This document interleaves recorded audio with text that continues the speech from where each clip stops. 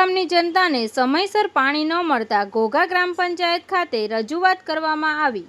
આજરોજ તારીખ 10/6/2026ને બુધવારે સવારે 11 કલાકના રોજ ઘોઘા ગ્રામ પંચાયત ખાતે પાણી સમયસર ન આપવામાં આવતા ઘોઘા ગામની જનતાઓ દ્વારા રજૂઆત કરવામાં આવી।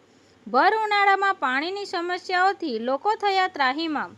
15 દિવસની આસપાસ પાણી આપવામાં આવતા લોકો થયા ત્રાહિમામ।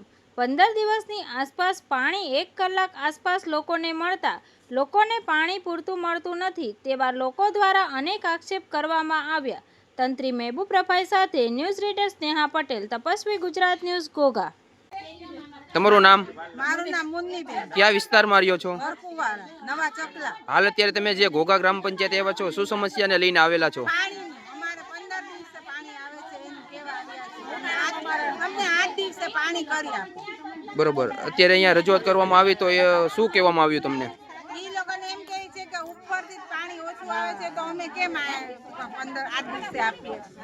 તો તમે જે અહીંયા રજૂઆત કરી છે તો તમને સંતોષકારક જવાબ મળ્યો છે કે? અમને સંતોષકારક જવાબ સાગરભાઈ આપેલો છે। બરોબર, અચ્છા। તો રજૂઆત એ સાંભળી છે। તમારે 8 દિવસે પાણી નહીં આપે તો આપ શું કરશો?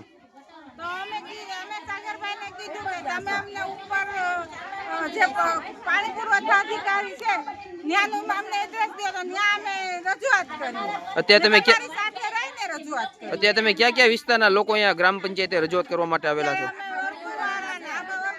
વરકુવાડા, નવા ચકલા, વરકુવાડા, જૂના ચકલા, વરકુવાડા, ખોજાખાના, વરકુવાડા મસ્જિદ પાસે બધા આખો વરકુવાડા મોલ જ છે હાજર આવી।